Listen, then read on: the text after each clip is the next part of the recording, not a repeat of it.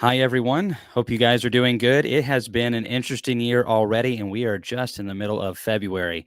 I was checking hives today. I saw a good bit of drone brood. Not a whole lot of adult drones have emerged yet, but they are on the way. Within 10 to 14 days, we are going to see quite a few drones in the large hives. The biggest hives definitely have four good frames of brood, and the bees, ready or not, they are off to the races. So, be sure if you are in a similar area to Tennessee or very close that you're getting into your hives. I was speaking down in Georgia this weekend to a really nice crowd of beekeepers down at the Georgia Beekeepers Association, and there are beekeepers down there seeing swarm cells. So if you're in southern Alabama, southern Georgia, definitely be checking your hives and seeing where they're at. Yeah, it was, I lost my voice just partially in Georgia, but it was just for a little bit. It kept coming and going, but I feel pretty good today. I rested it a good bit. Hey, Tim Huffman, sunny Southwest Florida. Hey, glad to see you on here. Thanks for heck, you've been with us, Tim, the entire time we've been doing YouTube videos, and we appreciate you. I hope that you're having some good queen rearing weather down there. I imagine you're probably starting to rear queens or getting pretty close to it. Still freezing in Wisconsin. Hello from Colorado. All right, we're gonna welcome everybody in. Started making starters today for queen rearing. We are, I mean, on pace to have a very early queen rearing season. I'm definitely not going to be rearing queens the first week of March, but I definitely plan to do it mid-March. So that's only a month from now. Gosh, where's the time gone? Came and I messed up not treating my bees for mites. Am I too late to treat? It's never too late. Well, okay, that's not quite true, but it's better to treat now than to wait till after the honey flow. So maybe your bees have capped brood, but just if you're doing oxalic acid vapor, well, then do more treatments. And it's going to be a little bit more labor intensive, but come back and do several of them, or maybe throw some Apivar strips in there, or something. I guys use formic acid in cool parts of early parts of the spring. So there's several options that you have. I'm actually thinking of possibly trying a little formic in one of my production yards this year in the early spring and seeing how it does for me.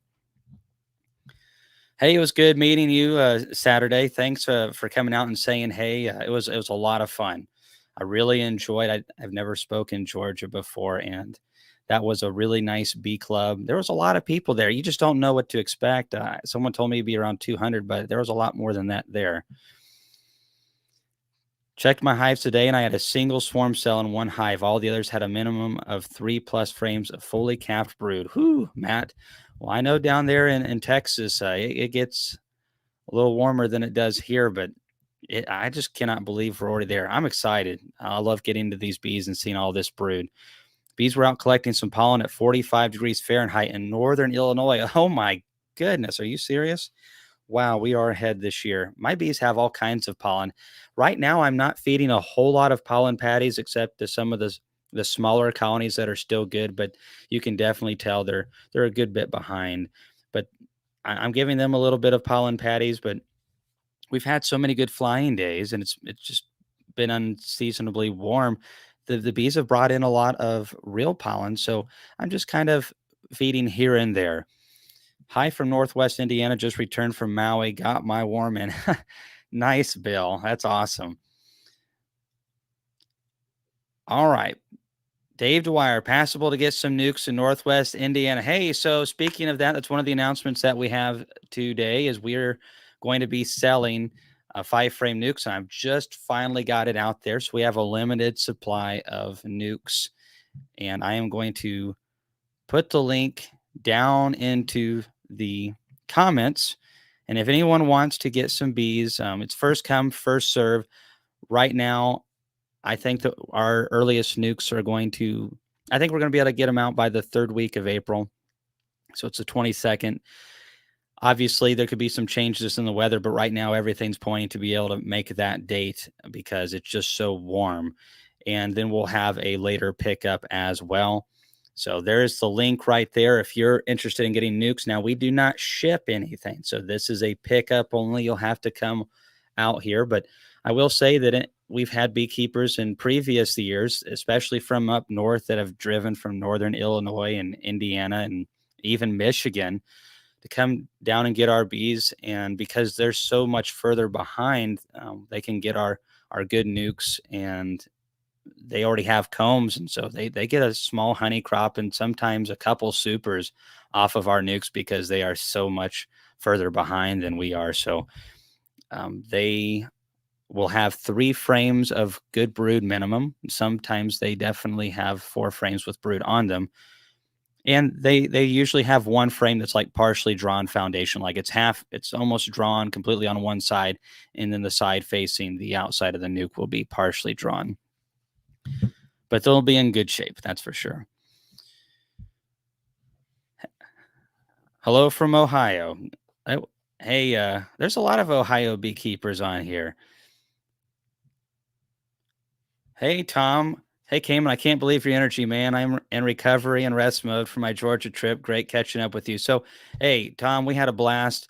It seems like it's been a lot longer, but this time last night, Tom and I were at Applebee's and enjoying a lot of good conversation, some good stories, and a lot of bee stories. And Tom is the uh, well, he's the big cheese in my opinion with a nod that makes Formic Pro and Mite Away quick strips. He wouldn't tell you that, but everyone knows Tom. At least they should if they don't.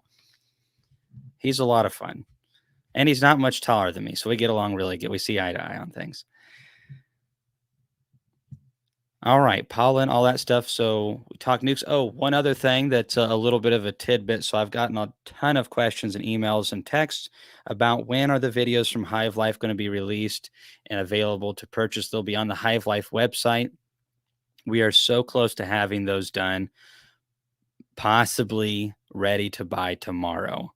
It's going to be really soon. So keep an eye on that. I'll release a video on that, but they're basically uploaded. Now we just have to get them up. The videos are done. It's just we have to do a little bit more inputting and get the discount codes for all the people that came to Hive Life to them and those kind of things. Hey, Dave Dwyer, thanks again for donating to our chats, and we appreciate you coming on and being a regular. Let me know if you have any questions about bees. And when it comes to the nukes, they usually go pretty quick too. So it'll be first come, first serve, obviously, on those. And I talked to Bob in Georgia. Of course, he'd opened his up in January, and Bob was already sold out, of course. And so I'm like, well, good, Bob, send them my way. Send them my way. Can you discuss queen rearing calendar dates, timing is set up, grafting, etc.? All right. Well, I have a lot of this stuff written down, so I don't have to quite memorize it. Now, I keep my queens in smaller colonies that are breeder queens because we don't want them uh, one laying a bunch and wearing themselves out, but also we don't want these queens to get in too big of a colony where they may want to swarm and then we lose our breeder queen. So we definitely keep these colonies pulled back. And some folks do a timing box, and that's great. Whenever I'm ready to graft, I go into these colonies and these breeder colonies and I drop some empty combs and just a handful of days beforehand. So I don't graft thousands. So I really only need to find a couple hundred right age larvae. And it's really not hard for me to do that. Tim Huffman says the queen rearing calculator from DC's Gadgets is such a handy tool. I've wanted to get those for one of those for a long time. I've seen them in person. And I've been meaning to get one. I keep putting it off, but I have seen them in person. They are a very handy tool, very very handy. And as far as grafting those, from the day that we graft, that's day one. Even though what we're grafting is older than that, they're an egg for 3.5 days, and then we're grafting at around 18 hours, sometimes as early as 12 hours, and try to get it somewhere in there. So we're looking around like 4 days old when we graft, and then we from the day that we graft, we are going to go into the starter finisher and pull the cells on day 7 when they are all surely capped. And then we're going to stick them in our incubators, and then we'll graft back into that starter finisher. And then 10 days after graft, we'll pull them out of the incubator and drop them into mating nukes. And they should emerge from those queen cells definitely within 2 days, but sometimes it can be a day and a half.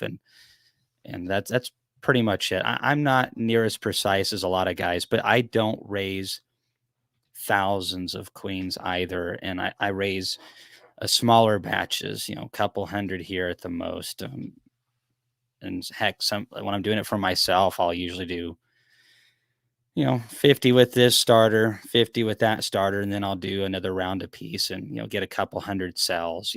Nowadays I just I don't sell queens except for nucleus colonies. I don't sell any individual queens anymore.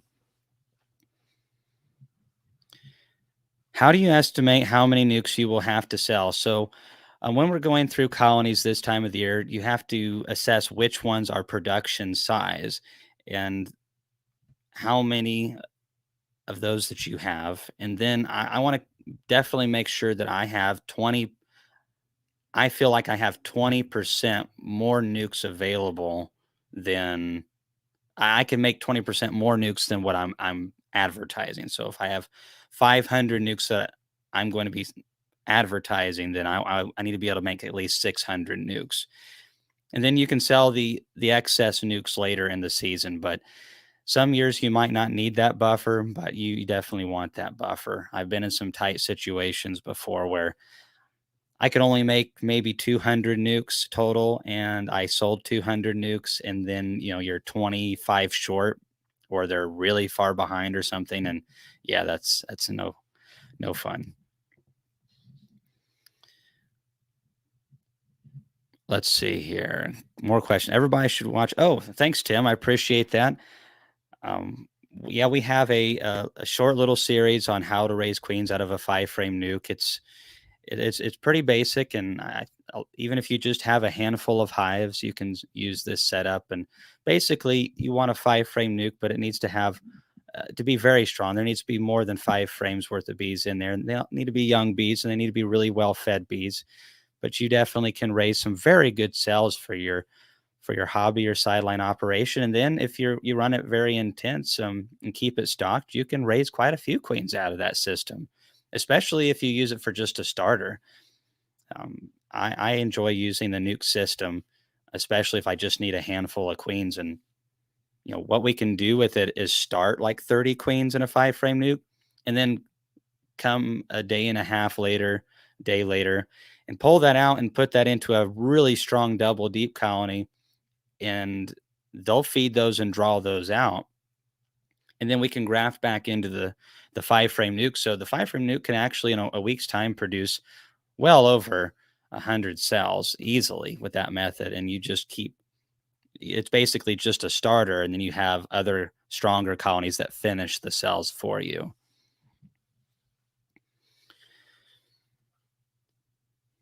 Hmm.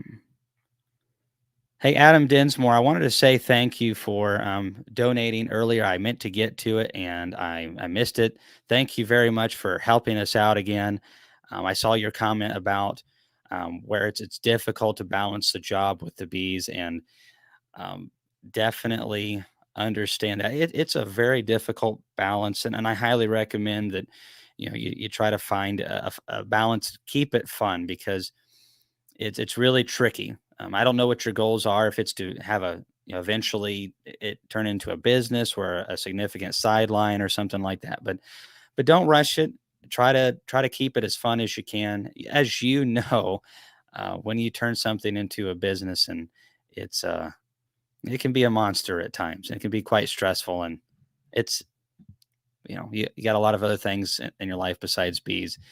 It's hard to remember that, though. Bees are pretty darn important and pretty addictive. This should be a national bee club. Well, maybe we should call it the online national bee club or something like that. Probably not, just because we'll have to turn it into an acronym or whatever, and you know, I don't think that'll work. How do you ask? Oh, I think I already answered that one, Chris. Or am I getting back to that one? What's up with Honeybee Care? They have a lot of oxalic acid vaporizers on the web. I bought one, but no product, and they don't answer the phones or reply to email. Let me look that up really quick. Honeybee Care. All right. So looking at images, because I was seeing something today that I think might be what you're talking about. Yeah, I think this is the exact same thing. Come on, Google. Yeah. Okay. Yeah, I saw this vaporizer today, and I think they have a battery powered one. I would not trust that product at all, for multiple reasons. First of all, based off of the design of this, and if you guys will look it up, the Honey Bee Care, the MK130 Enforcer oxalic acid vaporizer. But if you type in honey, the word honey, and then just the letter B and then care, it'll pull it up. And I've seen several people ask questions on Facebook based on the design of this thing. I would so steer clear of this because of the way that that nozzle is built. That is not going to last. That bend is awful, and that's a problem. And then they have some that show that they can use batteries. Batteries are fairly inefficient. And I know guys who built battery powered vaporizers that did not know how to use them properly. The wiring has to be very good. And also, there has to be a lot of insulation for a battery powered vaporizer to be even close to efficient. The instant vap is the only one that I would fool with in the battery powered realm that I have seen. I've seen some other guys try to do it, and they're getting half of the treatments as the instant vap. So I would be very skeptical to buy one of these honeybee cares, and uh, it just looks like a bad product all the way around. Even the Pro Vap, which was the standard for a while, has a lot of inner parts that are corrosive. I mean, they're cheaper steel, and oxalic acid is highly corrosive. And what you'll find is like the ground wire in the Pro Vaps, the screw that's holding that in place quickly starts to corrode and break down, and your ProVap will not work near as good as it should. And you end up with a lot of with the ProVap and some of the other models with a lot of buildup on the nozzle. And you definitely are going to get it with this one because that nozzle is so long. That buildup is going to get out there because it's too cool, and it needs to be insulated and be able to get it all out of there. So the Instant Vap is by far the cleanest vaporizer I've ever seen. Big Don, Nashville Hill, will you be visiting your friends at the plant sale in Jolton Springfield this spring? Big Don, I don't know. Man, I'm so busy. I wish I had time. I would love to go and see Sonia and Stacy. I love everything that they do. I've known Stacy since we were teenagers, and we've gone to agricultural conferences together and beekeeped and raised thousands of meat birds and gardening plants together. Well, not together, but we collaborate a lot on information. And he runs Paradise Produce there in Nashville and Franklin, and he sells a lot of plants and a lot of high quality organic produce. And I wish he was closer. I'd buy everything from him. But I doubt it. We are so busy this spring. It is, yeah. It's we aren't going to go there. Do you all have an online store for hats and shirts with Hive Life? We don't yet. We're trying to put one in. We just have a lot of things going right now, and currently have not found the time to do that. But that is something we will have in the future. Epic would love to attend a hands-on queen rearing workshop. Videos are good, but nothing beats hands-on, Michael says. Hey, Michael, we're planning on doing that, actually. So that's one of the things that we're working on for this spring. That's partially why I can't go to my buddies' plant sales and things, is we're planning in April and May and June to have courses from queen rearing to splitting, and also tying that into where you get hands on, but you also are going to get some lectures as well, to where we can come inside and have like a PowerPoint and get into more detail. So we kind of, it's just kind of like a mini conference slash hands-on workshop. So we're really looking forward to that. It's I've been to a lot of those, and this one's going to be really good. I think it's going to be like a mini Hive Life, just with a lot fewer people. A lot fewer people. We got to make sure that it's personal. Hey, came and went to 2022 Hive Life, couldn't make 2023. Any idea of when the recordings are available? So the recordings will be available extremely soon. We might even have them up tomorrow. It's possible. We have them uploaded. We just need to get a couple things ironed out, but we are very close to having those available. All right, 243 people in. Bring your bee questions. Can you discuss the bucket heater behind you?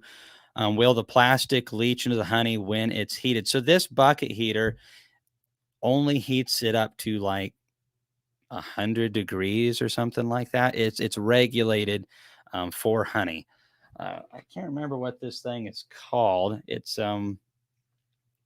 I know like Man Lake and several of the bee suppliers sell them, but it works pretty good. If you have it on a cold floor, it won't heat heat does not go down. It has a hard time getting the bottom half inch or so decrystallized. So putting like an insulated board on top of the bucket and honestly putting it in, getting it off the ground and putting like a blanket underneath it or something like that, or a towel, something to kind of keep it a little bit warmer underneath can help quite a bit. I usually wrap a towel around it too, just to make it more efficient. But this is just something I've had lying around. We don't do buckets anymore. I needed it for this video to try it out. I actually have a couple more videos to do on the Swinty. One of them I made a huge mess, and yeah, it sucked.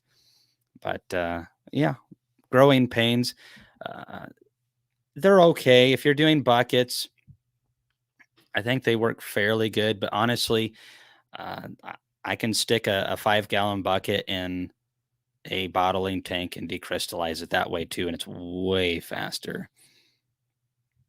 Buckets, I used to do buckets exclusively, and whew, what a pain it was. But there's growing pains, and we couldn't afford to do anything. We did buckets for probably 10, over 10 years.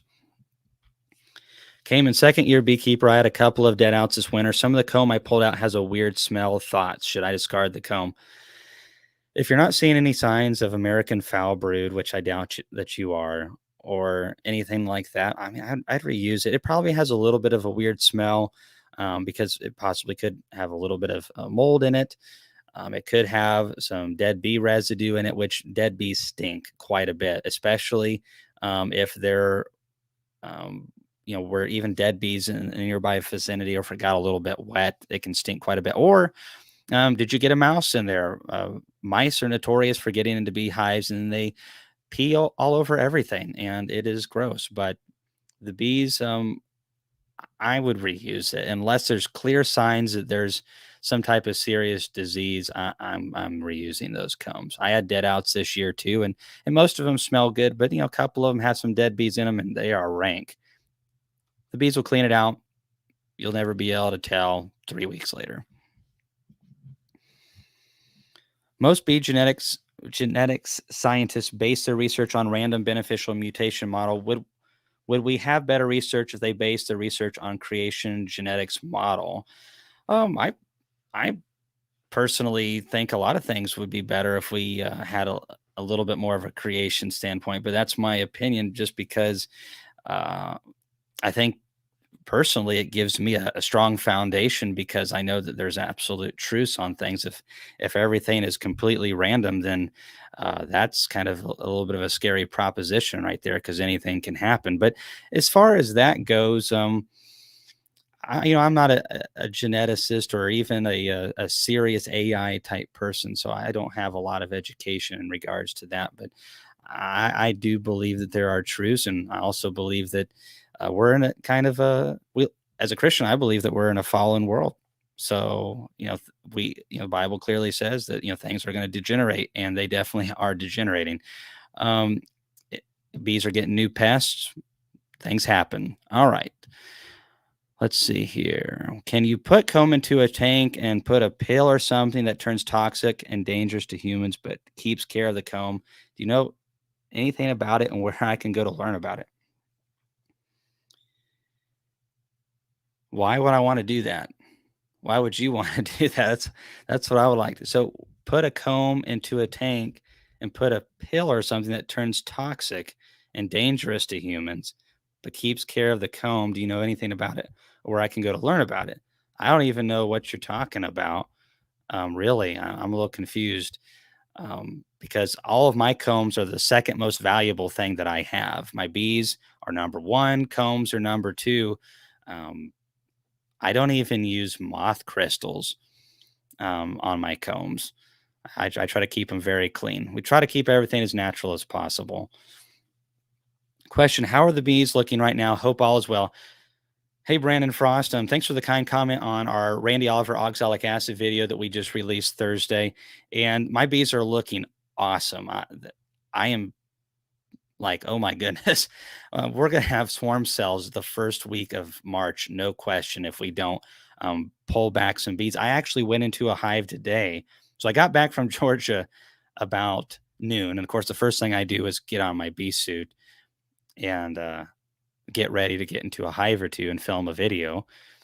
And so I get into this hive, and it's got at least four solid frames of brood, and it had some partial frames as well, and just all kinds of pollen, strong population. They probably had a third of a frame's worth of drone brood, and most of it was capped. So they are off the races. And I've seen this in several colonies, but this one was just so far along. And the colony next to it had great patterns, but it only had about mm, two good frames of brood if you put it all together. So they're a little bit further behind.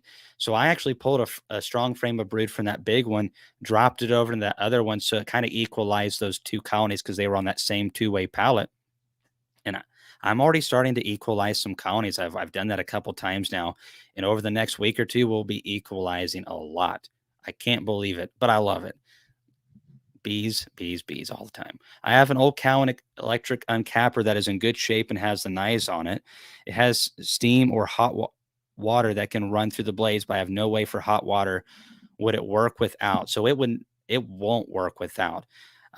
There is a way that you can get some hot water through it though, and you can do it a little bit more inexpensive than you may think. So the problem of it is even if the blades are sharp, it'll cut a comb or two, but the wax is going to just build up on that and get all gummy, and then it's going to start tearing combs up on you, and it's going to burn your motor up too. It's not going to be good. So you got to get those blades hot.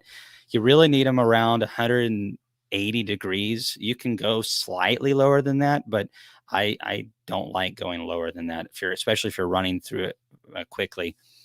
And then if you're doing steam, obviously it's quite a bit hotter than that. I don't like steam, and so we switched our steam generator over. But what you can do is you can get an immersion heater from Amazon. Some of those models will run 180 something degrees, and then see if you can find an old water heater at a dump, a nice insulated water heater. Maybe you'll find one that even works and has immersion heaters that work into that water heater. But if you can get an insulated water heater, even if it doesn't work, it's probably about 50 bucks for an immersion heater on Amazon. Drill a hole, drop that thing in there. Then you just run a line from that into your blades, and you'll get a what's called a Grundfos pump, and they're 100 and something dollars with this inflation, probably 150 bucks. But you can just cycle that through. So if you can get a water heater like that and get yourself a pump and immersion heater, I mean, for a few, $200 to $300, you can be cycling that water and have a great system. But you're going to need that heat going through those blades. And once you get that sucker up and running, it is going to be awesome. The first time I ran my Silver Queen through some honey, I just about broke out in tears. It was a very nice thing. Should I take precautions for mowing around bees 50 feet away? So whenever I mow my house or any of my bee yards, I always put a veil on. There's some days when it's nice and the bees are in a great mood because there's so much nectar and pollen coming in. But there's some days that it only takes one bee. And if you have 10 hives and there's 50,000 bees in each one, statistically, there's a pretty good chance one might hit you in the head. And our hair has smells that they don't like. The coarseness and the way our hair looks, especially if it's dark hair, really triggers an aggressive behavior. And sometimes they just run into you and then they feel like you're actually running into them because you could be on a mower getting in their flight path. And then they start stinging you. So I always wear a round veil. I don't put on a bee suit unless I'm just getting right up next to the colonies and they're very, very irritable. But I always put a veil on. And you should take some precautions. And if you're allergic or any have you're not sure or don't like being stung, then probably put the bee suit on. And if you're getting really close to the hives and they've been hot, then smoke them first before you get a loud vibrating mower close by, because sometimes they are not in the mood for that mower to be nearby.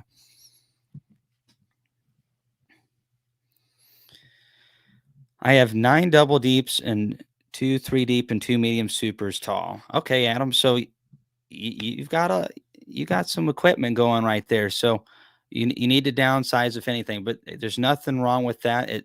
Keep it fun. And then if your business frees up some time for you, then you can expand a little bit more. But I wish I would have kept it a lot more fun. There's a few times there's two specific times I almost got out of beekeeping. And one time I was just like, if I catch a swarm or something, then we'll do something. But I was so burnt out with bees because I just was losing bees and I didn't know what I was doing at that time. And it was costing a lot of money.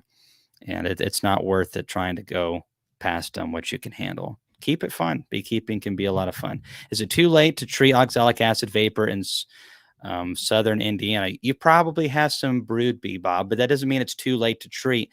But that means that you need to treat more than once or twice because oxalic acid vapor breaks down very quickly in the hive. There's some research showing that on the bees, it could be breaking down in under 20 minutes. So they're still working on that data, but it breaks down very quickly. It's a very soft treatment, and oxalic acid vapor definitely has its place. But when you have brood and 70 or more percent of the mites are in your brood, in that calf brood, then you've got to keep in mind that it's going to take several treatments. So you don't have to do oxalic acid vapor, but you can do that and do something else in addition. So there's other products out there. Apivar um, would, if you're going to use it this time of the year, would actually be probably one of the better times to use Apivar. I'm still kind of on the fence with that, but some people are still finding it to be semi-useful. Bob Benny ran a test with a couple universities though, and found that oxalic acid um, in strips, um, the aluin cap, and Apivar did about the same thing. The difference is you can get oxalic acid a heck of a lot cheaper than you can Apivar, and oxalic acid breaks down and is a very natural component as well. Where amitraz, which is the active ingredient in Apivar, breaks down into toxins that we are not even 100% sure what they do. Tasty. Obviously, don't use it with honey supers on, but go ahead and hit 'em with some oxalic acid. No problems with that. So I want to talk a little bit about the oxalic acid sponges that we did the video on Thursday. So first of all, I forgot to mention in the video, and I feel really bad about this. The recipe is at the very end of the video. So it's printed out towards the end, and it's pretty easy and clear. Obviously, you can watch the video and see how to do it too. But if you don't want to have to rewatch the whole thing, then you can go at the end of the video and see the recipe. Now that recipe does 10 sponges.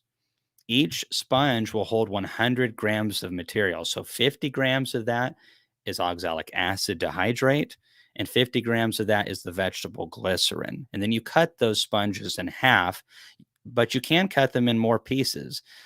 The reason Randy Oliver initially did them in half is because he's trying to figure out a solution for the professional beekeeper. And so the less labor, the better. You don't want multiple strips and you don't want to have to just do all this, tedious work of individually taking them out and individually putting them back in. But there's a lot of factors to consider, and I really appreciate what Randy Oliver is doing. Is he's always focusing on the most important needs. So we tried them out. I've also talked to beekeepers who have kept keep 4 or 5,000 colonies that have used them, and they find that they are good, but not great. And that's okay though. The biggest problem that we have in beekeeping is when we get a new product is we think it's a silver bullet. And a lot of times we don't understand what it does. So what we understand right now is that it's good at, instead of the mite population going unchecked at a high trajectory of doubling every 21 days, they'll only be growing by around 40, by about 60 or 50%. So that really slows them down quite a bit. It might not seem that great, but we have to consider a couple things. First of all, that doubling is quite a bit. So if you have 100 mites and then it goes to 200, well then 200 is 400 and 400 is 800. And so that's mites, that's why mites grow so big. Your package might only have 100 mites in it, but within 8 months, that's a heck of a lot more mites. A package of bees can have 10,000 mites in Tennessee by October. A lot of beekeepers don't realize this. We tested this out ourselves. I've got to get this information out. I promised it, and I apologize that we haven't got it out to you yet. But we have some really interesting data from our research yard. I've overcommitted, and Hive Life has just really shafted all of my YouTube stuff. However, these oxalic acid sponges keep it from going like this and keep the mite population going more like this right here. The commercial guys, and what I found from my own personal experience, is that don't change your treatment regimen. Whatever you're using, whether it's thymol at this time or formic acid at this time or apivar strips, in between those treatments that you're doing, use this product, and it will make it to where when then you use your normal treatments, you're not having to kill 2,000 mites or whatever the number is. You're only having to kill 1,000 or 1,200 mites instead. So you don't have to rely so much on that product. And also, your mite populations aren't getting too high. I see this. I've seen this in my own operation. I've seen this in so many other people's experiences on Facebook and the emails they send me. Is that they wait till late August to start treating or early September, and they're fighting a 4% infestation, sometimes higher than that. And you need to be going into winter with no more than a 1% infestation. So within a month's time, that 4% infestation is easily going to be an 8% infestation, massively high. And so you can't use even like Apigard. If you only get like 85% out of Apigard and you have that high of an infestation, that's not enough to get them to keep them below 1% going into winter. And so a lot of people just do one treatment late in the season and they might overwinter those bees, but they're not going to be these massive clusters coming out of winter.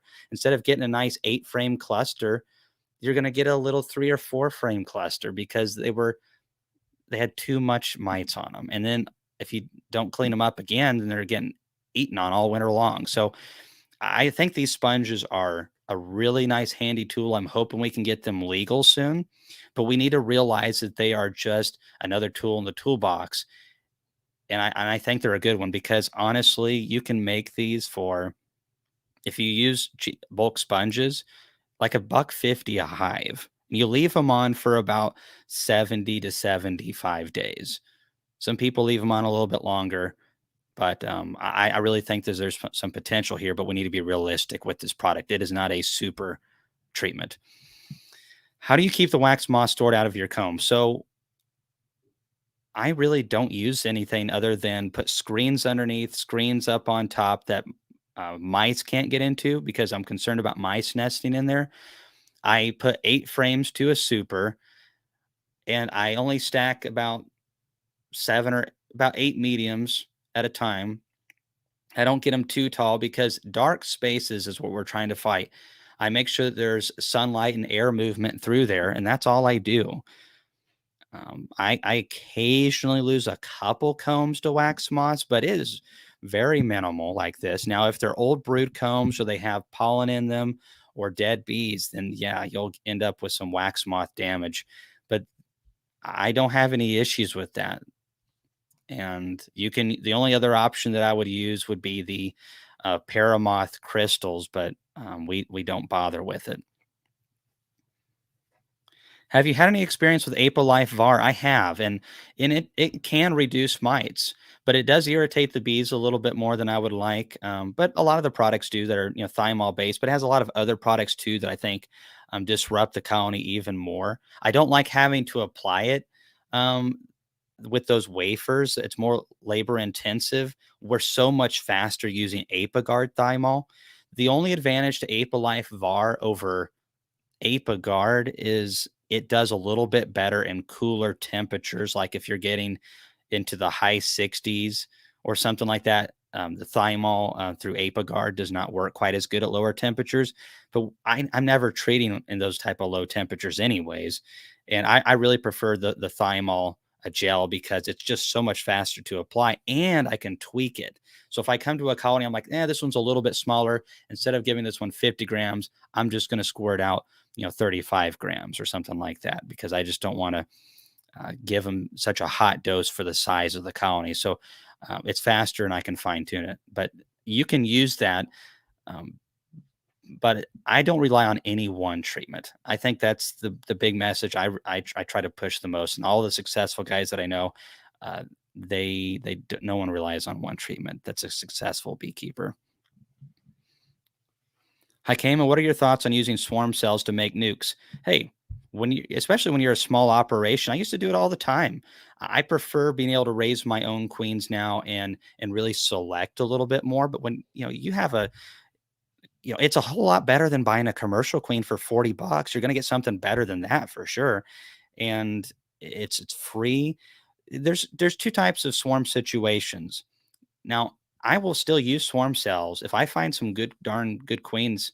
I'll still use some swarm cells if I have some time to do it. And if I come into early March when I shouldn't have swarming yet, and this colony has room and they're making swarm cells, I'm totally not using those because that's early and they had room and they don't have a good reason. That means they just naturally have a strong swarm tendency. So I don't want to encourage that. But if you kind of are a little bit behind and maybe you didn't give them enough room quick enough and there's some swarm cells, and yeah, I'm going to totally use those. A lot of times I look, oh, that was my fault. They ran out of room. And so that's just a natural tendency when they run out of room to build swarm cells. Those are great queens. So yeah, use those things. And I used to use them all the time. Do it. I'm not going to say don't do it at all. Some guys will. Question: how do you know when there are enough drones to start grafting queens? So, brown family apiaries, I wait till I start seeing emerging drones. Some guys who push the season will actually uncap some drone brood. And once they see drones in the purple eyed stage, that is their signal to start raising queens because by the time those queens are on their mating flight, those drones will be sexually mature, but you are getting it close. I don't like doing that. So once I start seeing drones that are emerging out, then we'll start grafting queens. And so I have to wait about another week or so longer. But these are our queens here.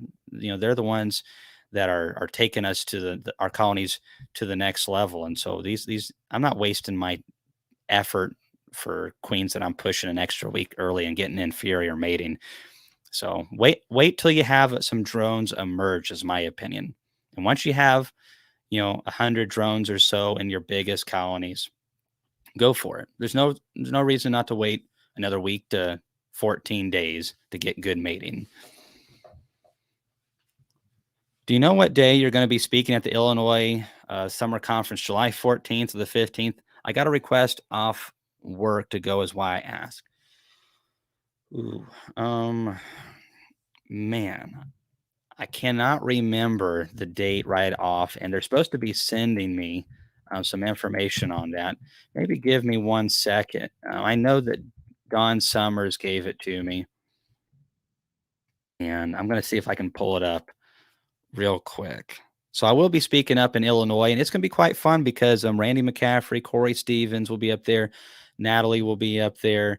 I think Mr. Ed's going to be up there too. So it's going to be a ball of wax. There's no doubt about that. Hopefully it'll be good too. All right. Trying to see if I can pull this up. Do, do, do, do, do, do. Oh, yeah, I need to talk about that real quick as well. Tom. All right, here we go. Quincy, Illinois. And here's the save the date flyer. So it's July 14th and 15th, obviously this year. So I'll be there. They'll have other speakers as well, Elsa Gallagher and more. Right now, they're planning on having my bluegrass band there as well. So we'll be having a bluegrass show, and it's going to be quite cool. I was talking to them recently; they've put a lot of work into this, so I imagine it'll be quite a fun conference. So yeah, July 14th and 15th, Quincy, Illinois. I will be releasing a video before too long, giving more information on that. Could I add bees from another hive to a package? Hey, sure. If you have a colony that is like, oh man, we've got to pull these bees back a little bit or they're going to swarm, take out a frame of capped brood and just insert it into that package. Or you could shake bees in there too, but I just give your package a comb of brood, and boy, that'll send them right off to the races. Okay. Next question. There we go. Can you tell my dad to put pavers down behind his hive so he doesn't end up so it doesn't end up a muddy mess? Hey, William Sanderford's dad, put some pavers down behind the hive so you don't end up making them a muddy mess. There you go. You can show him that clip later, and then he probably won't do it anyways.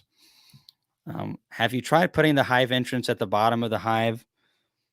They would fly up to get inside, might help with robbing and hive beetles. Try putting the hive entrance on the bottom of the hive. I imagine you're saying, have you tried putting the hive entrance on the top of the hive? Oh, on the very bottom of the hive. Oh, they'd have to fly up underneath to get inside, might help with robbing and hive beetles. No, I've never thought about trying that before. I'd have to drill some holes in my bottom boards. I'm really not too keen on that. I still think it'd be an issue. Um, we just have strong bees, and strong bees don't get robbed out, and strong bees don't drop to hive beetles. And so, I mean, we baby our bees all summer. Every 2 weeks, we're in them. Do you have enough food? Yep, have enough food. Oh, you're having a queen issue. Kill the queen. Here's a new one. Maybe you need an extra frame of brood too to help boost you up. Okay, we're going to fight from this super strong one and this super strong one, and put it in there equal. Keep the yard healthy and strong. We take our nucleus colonies or any of our splits in summer that we make up, and we put them in different yards. Even putting them 3/4 of a mile away, half a mile away, really helps them not get bullied when it comes to robbing. And so our little colonies get a little bit more protection, but our big colonies, they'll have 6 inches to 12 inches of full opening on the entrances, and we'll have 60 strong packed colonies to a yard. And if they're tough, yeah, there's a little bit of robbing here and there, but the only times we lose colonies from that or to hive beetles is when that there's something majorly wrong with that colony, and we focus on our champs and not our wimps. Hey, Cayman, you mentioned in an old video 4 queens, 2 hives about how to make a split with double screen boards. Did you ever make that how-to video? I want to try it this year and install grafted cells. So it's real pretty simple. So if we come to a hive and the queen is no good, we'll find her and we will eliminate her swiftly so she doesn't feel anything. And then we will divide the resources, half of the food up top, half of the food down below, half of the brood, etc.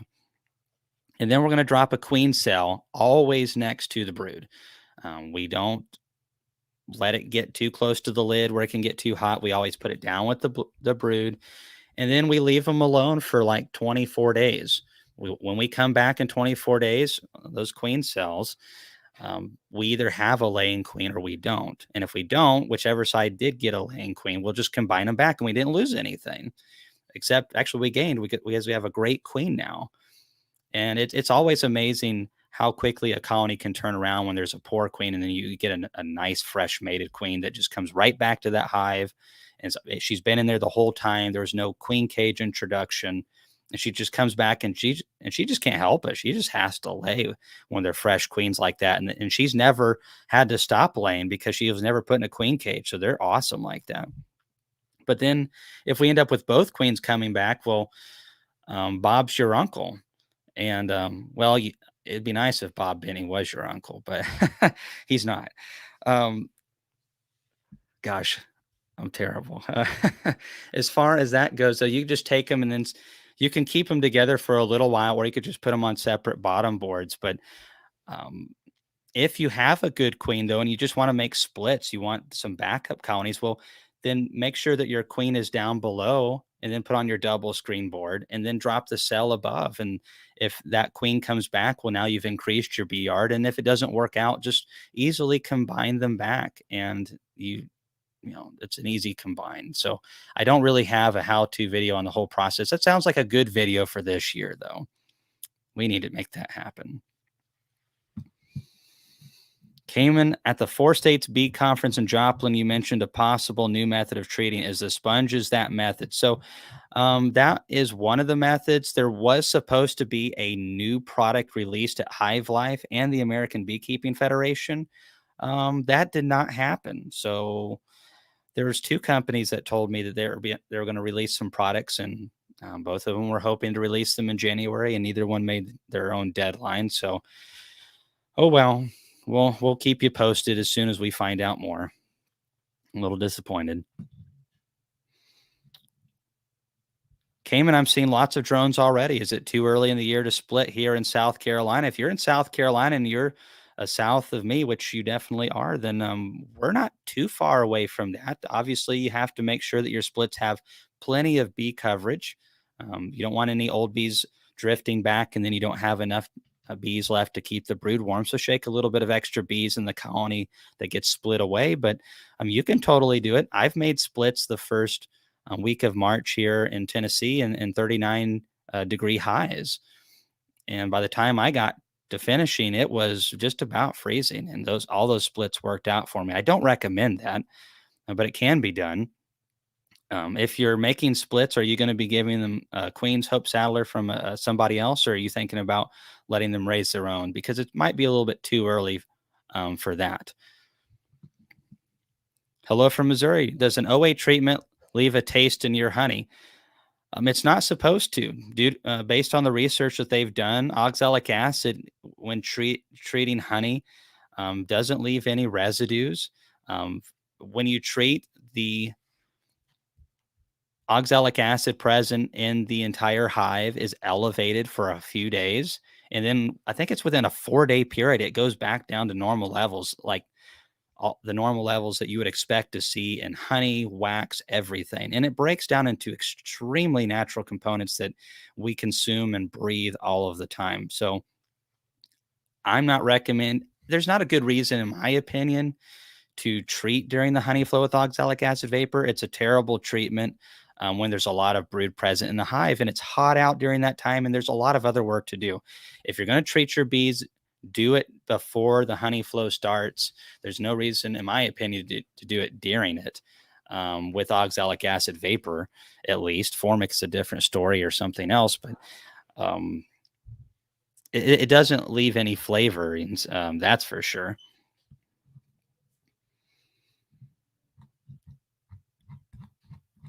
Do we have another donation, Chris? I see a $10 thing up there. I need to say a thank you on that. Hey, Noah Gaynor, thank you so much for helping us out again. We really appreciate it. So you cleaned out some dead owls today.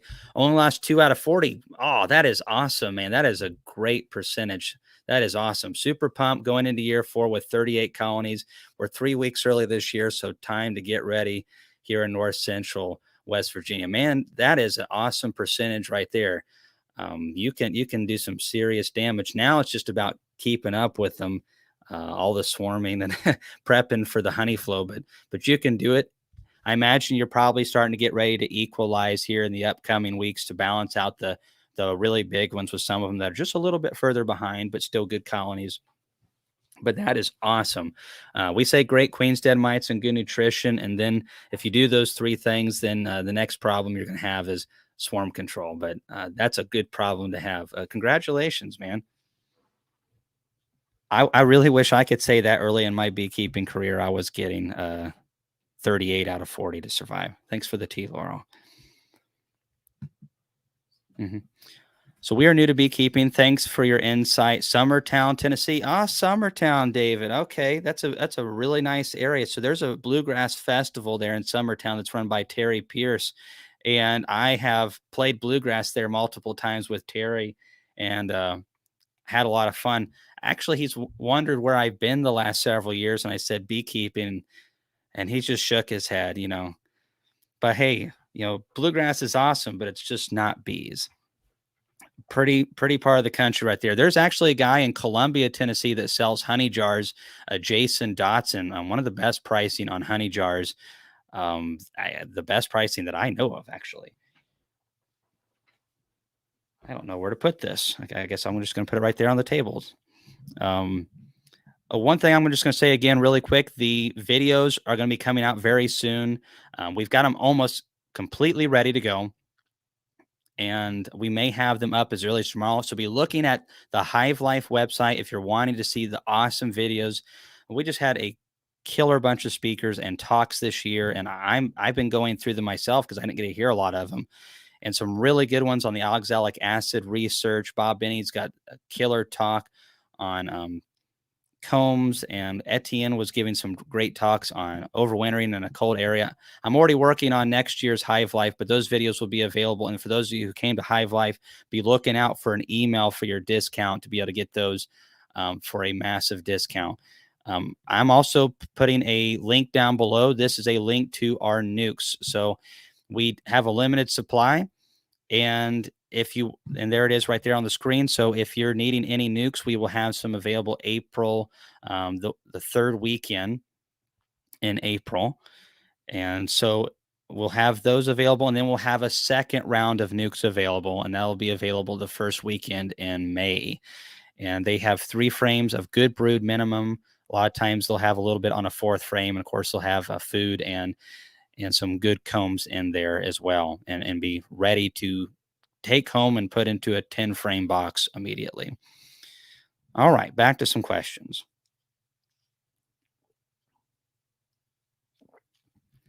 Who that tea? Cayman, do you put H2O on a sponge in your starter box? So I don't. Some of the old timers did that, and that they gave their starters water. So what I have done in the past, instead of using a sponge, though, is when it's really hot outside, I'll just invert a jar, just like you would sugar syrup, but it's just a jar of water, and they can just go up there and suck the water out if they want to, right out of the jar.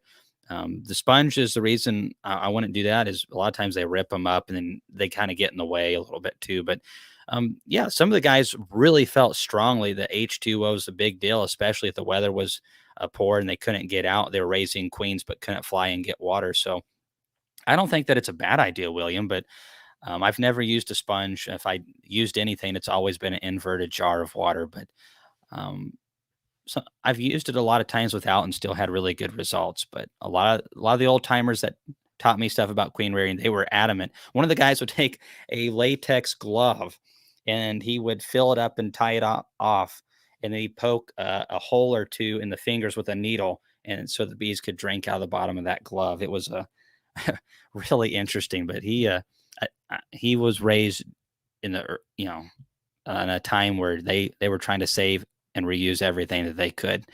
We're very blessed now. We have things cheaply available in comparison to the 40s and 30s. Hey, Cayman, just wondering when you're adding your supers in your area. I live in central Kentucky and was advised to wait until after the red bud trees stop because the honey doesn't taste too good. I don't care. I still got them on anyways. Um, the red bud honey does not taste very good, but I've really never seen a year where the red bud honey is significant enough to get into my honey supers and make a big difference. The bees almost always use that to brood up for the honey flow, and which is a good thing because it's nasty as heck. But yeah, I've had supers on during that time, but it's okay to wait right after as long as your bees have enough space down below. But I gauge more upon by what the bees need, and I'd rather have one super on and get a little red bud honey in there than to have them hit a really strong flow, backfill that brood nest, and then hit the trees. So um, I've never had a red bud problem. We have tons of red buds around here, which are it's awesome to feed the bees up, but you'll never forget the taste of that. I actually played a trick on Laurel with it one time right after we got married. I'm like, oh man, this is some great honey. Take a nice spoonful of this. And it was in some brood comb on the edge, and I just gave her a nice scoop of it. She about punched me.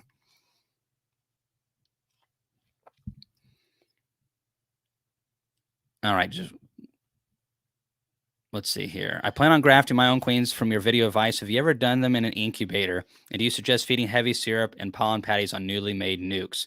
Oh yeah, little colonies, whether you're making queens or whether you're starting little colonies, even if there's a flow going on, you might consider feeding those nukes a little bit. If it's a strong flow, you definitely won't need to.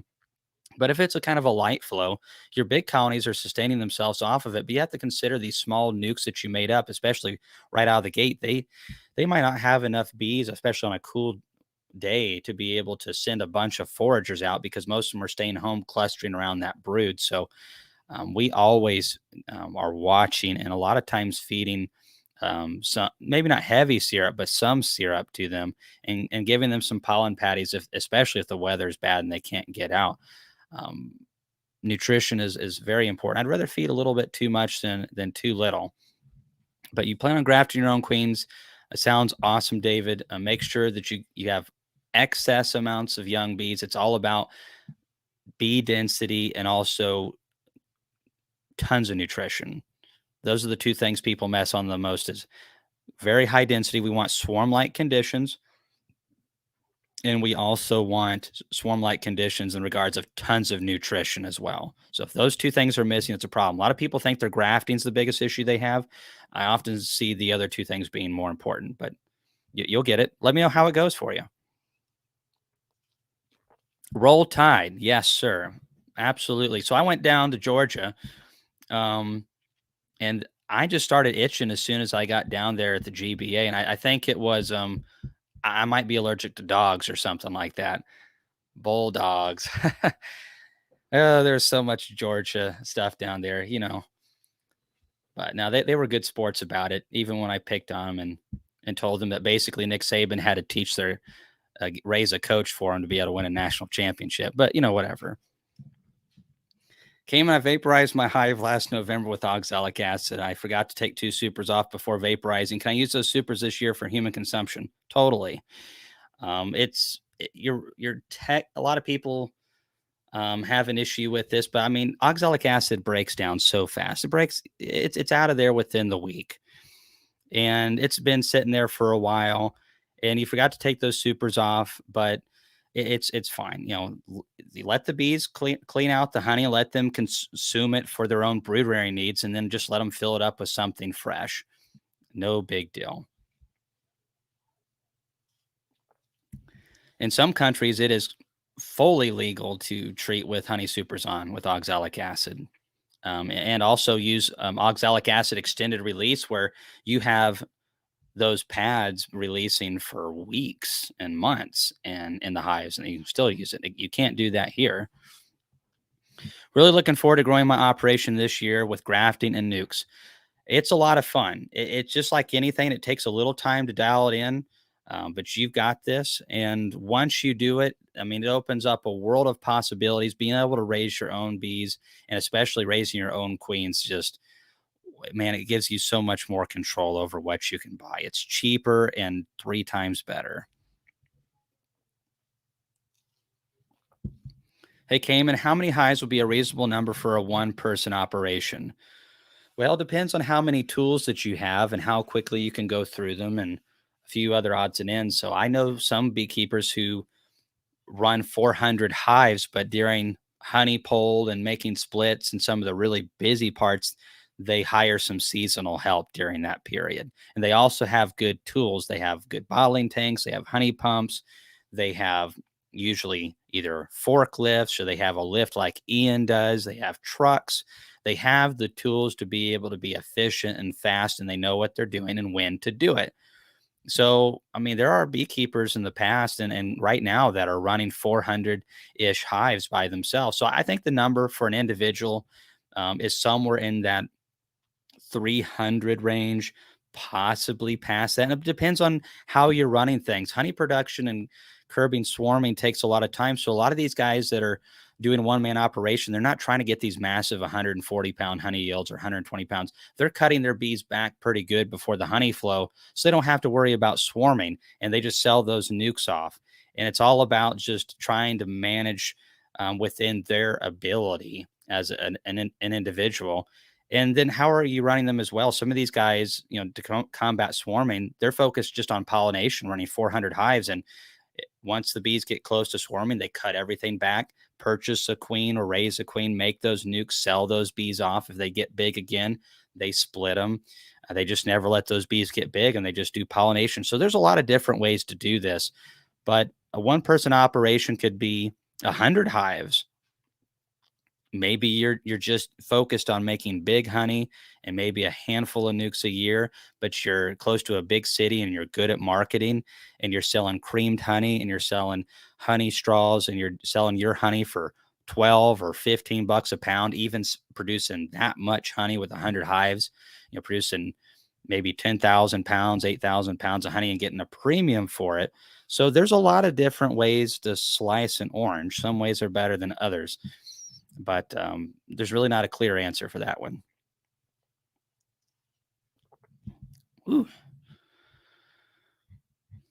Oh, there it jumped on me. Cayman, honeybee healthy or hive alive? So if I have to pick between the two, I'm going hive alive, and that's because it has thymol in it. Thymol has some benefits, um, but it also could be bad. So I've talked about this before. Essential oils are designed to prevent bugs and animals from eating the plant. And essential oils are extremely good at killing bacteria. Thymol is in Listerine to kill germs and stuff in your mouth. There are organic certified products for spraying on your crops to kill bugs with thymol, and it kills a lot of different things. A lot of these essential oils do, and a lot of essential oils have pretty high alcohol content in them too, which alcohol is good for killing things also. So there's been research come out, and it's not just recently, it's been around for a long time, that it's kind of like an antibiotic. It kills the good with the bad. So I'm kind of wondering, why are we feeding some of this stuff when our bees are healthy? Could we probably are killing healthy bacteria, and the research shows that we are killing healthy bacteria. So I'm not a big essential oil guy for multiple reasons. I do keep some around. I've got some right here. It has its uses. But the thymol is better because if you have EFB or you have some chalk brood or you have some issues and you can't quite figure it out and you're trying to clean the bee system out, then thymol is really good about that. It's been tested for over 100 years in beekeeping. Lemongrass is, I don't even think it really works as an attractant for feeding. I was talking to a guy yesterday about this. Since when did bees need to be attracted to sugar syrup? I mean, bees love sugar syrup and sweet stuff. They go after stuff that has nothing in it at all. So if you're getting it for strictly a stimulant or an attractant, I think it's a waste. If you're doing it to try to preserve your feed, which is the main reason I keep this stuff, is if I have 100 gallons left over from feeding, I don't want it to spoil. I'll drop a bunch of this stuff in there, and then I'll come back a week later when I'm ready to feed again, and I'll add more syrup and water to it and dilute that down, and that'll preserve it for me. And then if I have some sick bees or issues, then I will run this through them as well to clean them out. But I look at it as more of a tool, not something that I use on the regular at all. But if I'm picking between the two, Hive Alive.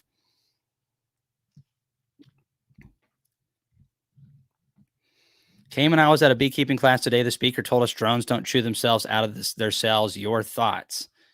What? Uh, this is new to me, but they chew themselves out. Weird. Always something like that.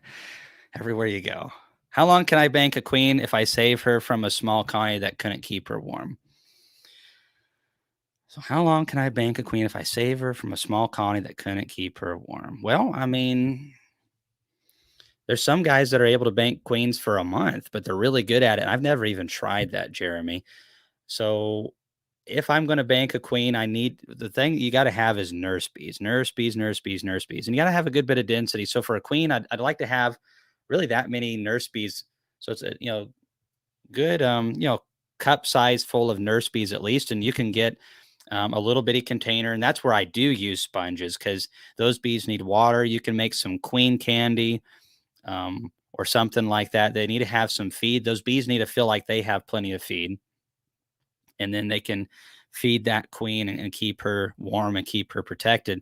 I've never banked more than 2 weeks. So I'll pass that. I can't really tell you, and I don't like banking that long. But there are guys. I would reach out to Rich or Noel, Jeremy. He would know a lot more about that than I would. Unless the Texas beekeeper, unless the mites chew the drones out. My wife chewed me out today. Huh. I'm just not gonna go there, but that's hilarious. Brian Reese, $100. We appreciate you, Brian. Thanks, man. I hope that you're doing good there in Jersey. Spring is on the way. Can't wait. So you got to keep me up to date on those koi fish. I haven't heard anything lately. I know that you're into that too, so I'm curious about how those koi are doing. But we really appreciate you, Brian. If you need anything, let me know. And wow, just thank you again. We really appreciate that. So Mark says drones do need some help from the workers to emerge. Well, they learn something new every day. Um, I thought for sure they didn't, but maybe they do. This is, I haven't taken any of those master beekeeping courses. This is probably the kind of stuff that you learn in those things. Um, it's one of those things I've never really thought even to question because I know that they make it out of the cells, and knowing that doesn't really make me better at my job. But there are things that I definitely don't know for sure. So it could be possible. Dave, let me know. Someone look that up. I want some more information on that. Chris, yeah, find that out. We could be telling people the wrong thing. Laurel's going to come in here and smack me.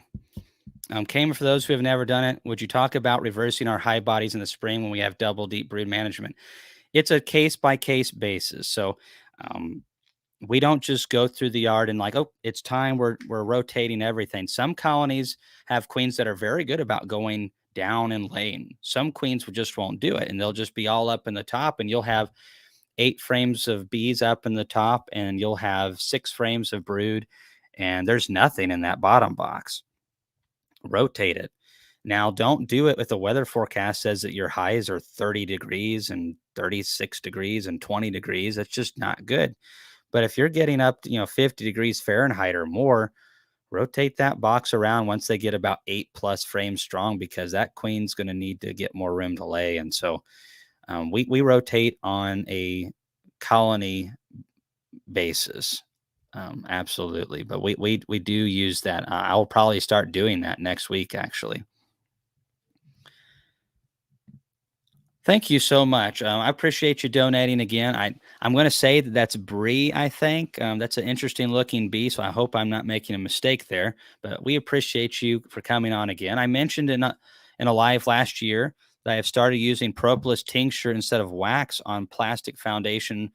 Black Mountain Honey has confirmed my results on his channel. The bees love it. Propolis tincture instead of wax on plastic foundation. So I've never seen that. Now, bees will at times mix propolis and wax together to do things.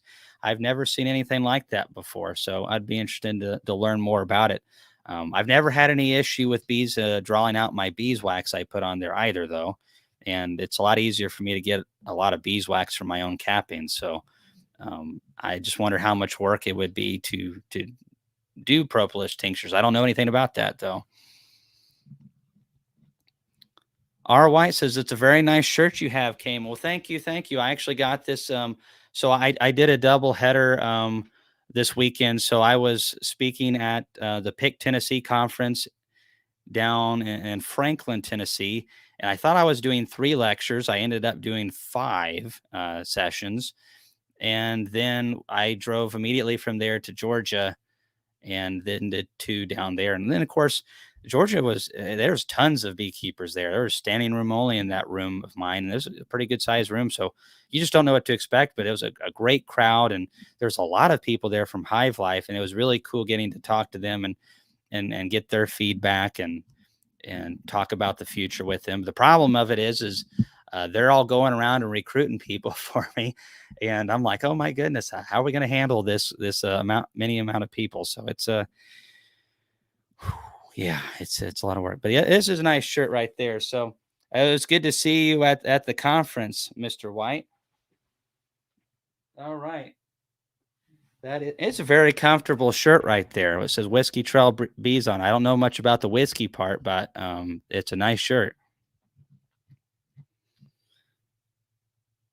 All right, so we're going to take about 2 more questions, and unfortunately, I've got to go. I've got to get up early tomorrow morning. What would you say the temperature of beekeeping is these days? Have you seen a noticeable growth, or so? What sector? Hobby, sideliners, or commercials? The temperature of beekeeping these days. The temperature, as far as like the attitude or something. Is that what you think that is, Chris? Okay, the attitude. Cantankerous, pain in the butt. Um, opinionated, disagreeable. No, no. Sometimes it actually is like that, but things are actually getting a lot better. The thing of it is, I think it's always been very similar to what it is now. The problem is we haven't been able to communicate together very quickly. And so there's always those beekeepers that just are so disagreeable. And if you're not doing it their way, well, then you're just doing it completely wrong. And I'm opinionated, but that doesn't mean you have to beekeep like I do, and that's all right. But I think things are actually getting a lot better, and it's not just me noticing this. There's commercial beekeepers that I've talked to this year, and they're noticing a shift. They're thinking there's going to be a lot more beekeepers that are running 100 hives and 400 hives and 1,000 hives, and maybe the commercial guys aren't going to be quite so big. Things are going to change. The market's changing, and how people are buying honey and creamed honey, and how the pollination game is changing in the almonds. Things are shifting all the time, but the information game has changed a ton. It's so much easier now. Gosh, when I started to get into beekeeping, there was no Bob Bennies on YouTube. There was hardly YouTube. And what information we had on YouTube was 95% um, bad for you. It's why YouTubers got such a bad rap. And so we definitely have better education now. I mean, it's like Noah Gaynor said, he kept 38 out of 40 hives alive in just a handful of years. I wasn't doing that in 4 years. Nobody I knew was doing that in 4 years. We were losing our shirts to Varroa left and right. We thought that we could just treat once a year. And heck, half of us weren't even treating at all or feeding, because that was the thing back in the early 2000s, is you didn't treat and you didn't feed. You were this new trend of natural beekeeping. And so it was, uh, people were, if they were treating at all, they were waiting till August to treat, or late July. They do one treatment, and some years were better than others, but we're starting to dial things in, and beekeepers are starting to communicate better, and the information is spreading quicker, and the people that we're learning from, I think, are better. I'm very thankful for guys like Bob and Ian and Chris Warner and other beekeepers that are really adding a lot to the educational scene. And you can watch just an ad on Bob Benny's video, or mine, if you will, and you can get some entertainment and occasionally some education. So it's a totally different ball game. Things are getting good. I'm excited. And the competition's changing in the industry as well. So there's new guys coming in, throwing some punches at Data and Man Lake, and ooh, they don't know what to do about it. Popcorn is all I need right now, and just sit back and watch. Ask beekeepers a question and you get 12 answers. Yep. And not all of them are right. And several of them will also be right too. Let's see here. Hey, Cayman, do your bees coat your wax dip box with a propolis envelope inside? No, they don't. So first of all, bees don't propolize smooth things aggressively. And so our boxes are pretty smooth on the inside. And it's easier to scrape that way, and that's just the way lumber comes. Now, some people will rough up the inside to get more propolis deposited on there. So that is something that you can use. However, bees will not, um, and that's just a normal box. Now, my wax dip boxes, I've never noticed a decrease at all in my wax dip boxes versus my painted ones that had no paint on the inside. I see just as much propolis envelope on those boxes, but um, I definitely have never tried any rough equipment. I kind of misread at first, but yeah, wax dip boxes, the bees, it does not retard the propolis envelope at all, in my opinion. I see tons of it. We import 70% of the honey consumed in the US, so there's plenty of room for growth. Absolutely. Tons of room for growth. And we need to get together as a community, and that's commercial guys. They're kind of reluctant. Um, to work with hobbyists because we're too small as individuals, as smaller operators and hobbyists and sideliners. But if we can build a community, kind of like we have, then we're a force to be reckoned with. And then the commercial guys are definitely a force to be reckoned with, dollar wise too. And if we can kind of put all this into one place and start doing more restrictions on imports of fake honey, that's only going to drive the price of our real American honey up and create more opportunities. So there's plenty of opportunities out there right now. We just need to continue to get better. Thanks, Cayman. Go Buckeyes. You know, I'm not going to say anything right now because I actually feel really bad for a lot of the folks in Ohio right now. That whole cloud, not even Buckeyes fans deserve what Ohio people are getting, how they're getting treated right now, and it makes a lot of us sick to our stomach. Oh goodness. Um, how did you end up liking the Man Lake Winter Patty feed? Never seen an update video. So there was an update video, Larry, but that's the problem is sometimes with 500 videos, they don't all get, they're not easy to find. I did not like the Man Lake Winter Patty feed. It's not that it doesn't work, but for the price and just how it is, I don't really like it. I didn't like it at all. I don't see any reason to have protein in there. I don't like the texture that much, and I feel like I could kind of make my own, and I can make my own. It works in a pinch, but fondant is taken by the bees way better. Sugar bricks to me performs almost as good, and it's way cheaper. It can work in an emergency, but I wasn't a huge fan of the Man Lake Winter Patty feed at all. I didn't like the texture. I don't think the bees didn't attack it like I thought they would. Didn't really like it. So one of the things that I want to cover again, I'm just going to post this down there. Is our nukes are for sale now. It's pickup only, and they went really fast. And hey, Dave Dwyer, thanks for coming on. Thanks for the donation, buddy. Appreciate you. Let me know if you have any questions, man. Okay. And as far as the nukes, they're available first come, first serve. Pickups the third week, the 22nd of April. Second pickup and the last pickup is going to be the first weekend in May. And they're going to have at least 3 good frames of brood. Sometimes they'll have 4 frames with brood on them. Obviously, a frame of food and at least half drawn out foundation, if not fully drawn out foundation. And so the nukes are available. The Hive Life videos are fixing to hit maybe as early as tomorrow. They'll be at hivelifeconference.com. We'll be sending any of you who were at the conference a discount code to be able to take a huge chunk of the cost off of it as a thank you for coming to the conference. So you can relive those awesome talks, and also so the ones that you weren't able to see, you're able to listen to those for the first time. DP videos did a great job. The audio is fantastic, and the slides are great as well. So really excited. I'm enjoying watching them myself.